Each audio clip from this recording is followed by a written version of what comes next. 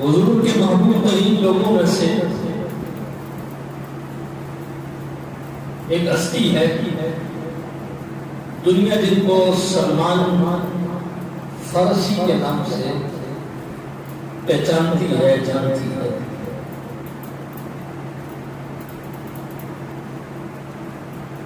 آپ نے بہت طویل عمر پائی، آپ اسلام سے پہلے مجوسی مذہب سے تعلق رکھتے تھے، اور جو قوم مجوس ہے یہ آگ کی پوجا کرتے ہیں، پرستش کرتے ہیں، آگ کو سجدہ کرتے ہیں۔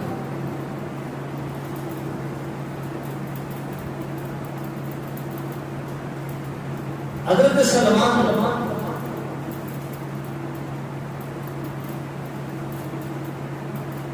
ایک زمیندار کے بیٹے تھے، ایک کسان کے بیٹے تھے،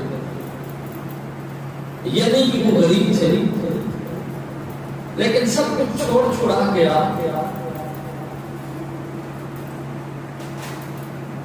حق کی تلاش کرا اور حق کی جستجو میں سفر کرتے رہے، اور وہ بندہ جو اپنی قوم میں، اپنے قبیلے میں، اپنے علاقے میں بہت بڑا زمیندار تھا، زمیندار کا بیٹا تھا، جس کی بڑی جائیدادیں تھیں، بڑا مال و متاع تھا، آج وہ در در کی ٹھوکریں کھا رہا ہے۔ وہ منظر بھی خود دنیا نے دیکھا کہ حضرت سلمان فارسی کو لوگوں نے غلام بنا لیا، غلام کی حیثیت سے آپ کی منڈی میں بولیاں لگتی نہیں، کسی نے خریدا، کسی نے بیچا، پھر خریدا، پھر بیچا، کبھی کوئی خریدتا ہے پھر وہ بیچ دیتا ہے، پھر کوئی خریدتا ہے پھر بیچ دیتا ہے۔ طویل عمر کا ایک عرصہ غلامی میں گزر گیا، اور اس دوران آپ کی ایک عیسائی پادری سے ملاقات بھی ہو چکی تھی، کیونکہ مذہب سے آپ کا لگاؤ تھا، دین بھی چاہے اسلام ہو، اسلام سے پہلے عیسائیت، یعنی مذہبی لوگوں کے ساتھ آپ کا اٹھنا بیٹھنا تھا، وہ عیسائی ہو، کیونکہ اسلام تو حضور کی آمد کے بعد اس کا چرچا ہوا۔ تو اس پادری نے آپ کو کچھ راز کی باتیں بتائی، اور آپ نے سے پوچھا کہ میں اپنی منزل مقصود تک پہنچنا چاہتا ہوں، میں نے جو اتنا سفر کیا ہے، اتنی صعوبتیں برداشت کی ہیں، اتنی تکلیفوں کا سامنا کیا ہے، تو میں اپنی منزل مقصود تک پہنچنا چاہتا ہوں، میں آپ کی تلاش میں ہوں، تم میری رہنمائی کر سکتے ہو۔ تو وہ پادری جب دنیا سے جانے لگا، اس نے کہا کہ تم عرب شریف میں چلے جاؤ، اور وہاں تم جا کے نبی آخر الزمان حضور جناب محمد مصطفیٰ صلی اللہ علیہ وآلہ وسلم کی بارگاہ میں حاضر ہو جاؤ، وہی حق کی علامت ہے، اور تمہیں جس حق کی تلاش ہے نا، حضور کی بارگاہ میں چلے جاؤ، تمہیں یقیناً وہ منزل مل جائے گی۔ اب حضرت سلمان فارسی انہوں نے اس پادری سے پوچھا کہ میں اس نبی کے پاس تو چلا جاؤں، میں اس کو پہچانوں گا کیسے؟ اس نبی کی نشانیاں کیا ہے، اس کی پہچان کیا ہے، وہ کیسا دکھتا ہے، اس کی کوئی خاص بات، اس کو پادری نے خاص باتیں حضور کی بتائیں. اس نے کہا اس کی باتیں تو بہت ساری ہیں، وہ بڑا حسین و جمیل بھی ہے، وہ اعلیٰ اخلاق کا مالک بھی ہے، وہ بڑا بہادر بھی ہے، بڑا سخی بھی ہے. آپ باتیں اس کے اندر بہت زیادہ ہیں، لیکن سلمان میں تمہیں 3 باتیں بتا رہا ہوں کہ جو اس نبی کے اندر ایسی اللہ نے رکھی ہے کہ جو اس نبی کا راستہ.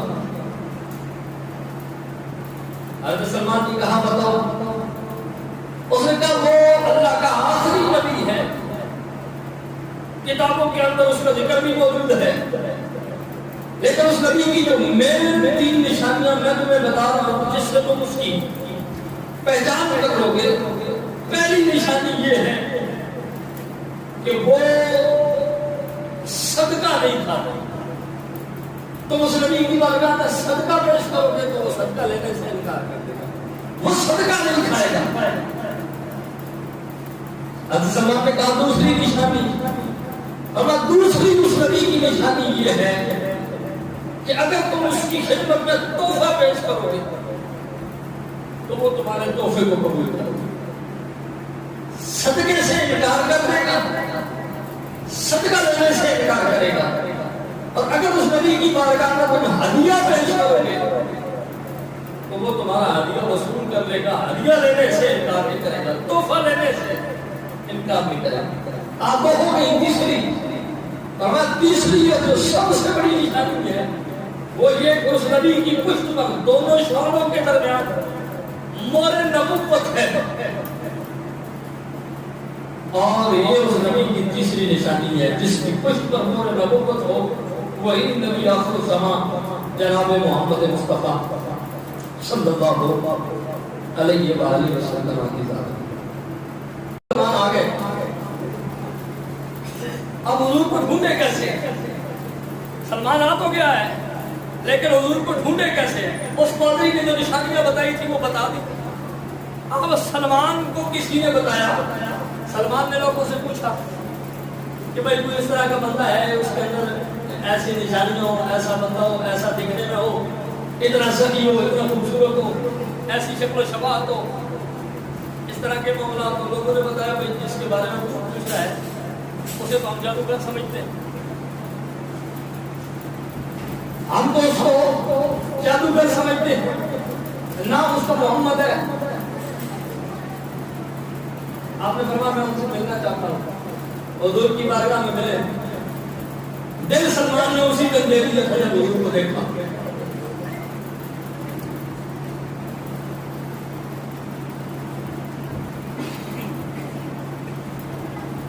حضرت سلمان نے حضور کو دیکھا اور دیکھ کر کہنے لگے کہ یہ وہی ہستی ہو سکتی ہے جس کا مجھے پادری نے بتایا. لیکن اب 3 نشانیاں اس نے بتائی تھی، وہ نشانیاں حضرت سلمان دیکھنا چاہتے ہیں. حضرت سلمان نے کہا اچھا چلو آپ وہیں پر ایک یہودی کے غلام تھے، اس کے باغ کی دیکھ بھال کیا کرتے تھے، کھجوروں کا باغ، اس کی دیکھ بھال کرتے تھے. مزدوری کی، تھوڑی سی اسے کھجوریں دی، تھال کے اندر ڈالی، حضور کی خدمت میں آ گئے. کہنے لگے جناب یہ میں کچھ صدقہ لایا ہوں، اگر آپ اس کو قبول فرمائیں. حضور مسکرائے فرمایا ہم صدقہ نہیں لیتے. اب سلمان دل میں خوش ہوئے کہ سلمان جس کی تلاش میں تیری عمر گزر گئی لگتا ہے وہ مل گیا. دوسرے دن حضرت سلمان پھر آ گئے، کھجوروں کا تھال اٹھائے ہوئے. جناب کیسے آئے ہو؟ کہنے لگے حضور آپ کی بارگاہ میں آیا ہوں اور یہ ہدیہ پیش کرنا تھا. حضور مسکرائے. حضور فرمایا اچھا ہدیہ لے کے آئے ہو، تحفہ لے کے آئے ہو. حضور نے قبول فرمایا. حضور نے صحابہ کرام کو فرمایا، حضور نے کچھ کھجوریں خود لی، تناول فرمائی اور صحابہ کرام کو فرمایا یہ باقی صحابہ کرام کو تقسیم کر. حضرت سلمان خوش ہوئے کہ دل کے اندر خیال کیا کہ میری دوسری نشانی بھی پوری ہو گئی کہ وہ نبی صدقہ نہیں لیتا، تحفہ لے لیتا ہے. میں نے صدقہ دیا، حضور نے قبول نہیں کیا. میں نے تحفہ دیا ہے، حضور نے قبول کر لیا. اس کا مطلب ہے کہ 2 نبوت کی نشانیاں اس میں موجود ہے کہ یہ صدقہ نہیں لیتا، تحفہ لے لیا ہے۔ اب تیسری نشانی کہ حضور کی پشت پر مہر نبوت ہے، اس کو کیسے دیکھا جائے؟ بڑی کوشش کی، اب ظاہری بات ہے زبان سے حضور کو کہتے بھی نہیں، اور حضور بھی اس کا امتحان لے رہے تھے۔ جنت البقیع میں حضور کے ایک صحابی کا وصال ہو گیا، صحابی کو دفن کرنے کے لیے صحابہ کرام نے لانا تھا، قبر بننے میں دیر تھی یا صحابی کے جنازے میں دیر تھی، حضور بقیع میں پہلے پہنچے۔ اب حضور انتظار کر رہے تھے، حضرت سلمان بھی واپسی میں تھے، لوگ قبر کھود رہے تھے، حضرت سلمان حضور کا طواف کر رہے ہیں، چکر لگا رہے ہیں حضور کے آگے، کبھی آگے جاتے ہیں، کبھی پیچھے، کبھی دائیں کبھی بائیں۔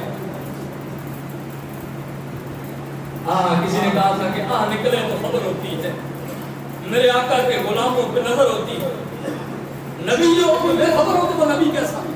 اب حضرت سلمان طواف کر رہے ہیں، چکر لگا رہے ہیں، حضور مسکرا رہے ہیں۔